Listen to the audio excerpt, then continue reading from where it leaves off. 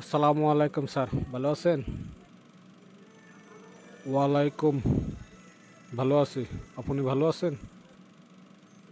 হ্যাঁ স্যার, আমি ভালো আছি। আপনার বাড়িতে সবাই ভালো আছে? হ্যাঁ, আমার বাড়িতে সবাই ভালো আছে। তুমি দুপুরে ভাত খাইছো?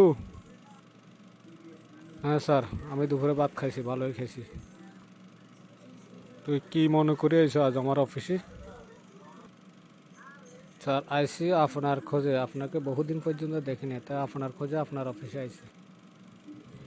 হঠাৎ কি মনে করে আইসা কনা ঘটনাটা ভাঙ্গিয়ে কনা। স্যার, আমার একটা চাকরি দরকার। চাকরিটা পাইলে খুব খুশি হব। আপনার অফিসে কোনো চাকরি দেওয়া যাবে? চাকরি তো ছোটোখাটো একটা আছে, তবে কিছু সম্মানী করা লাগবে।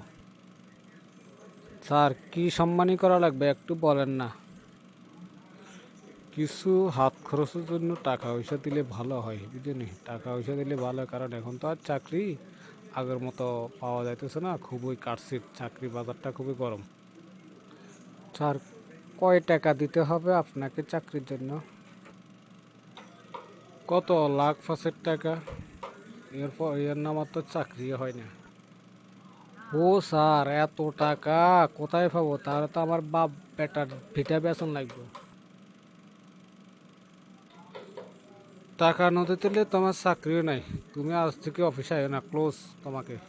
Good bye.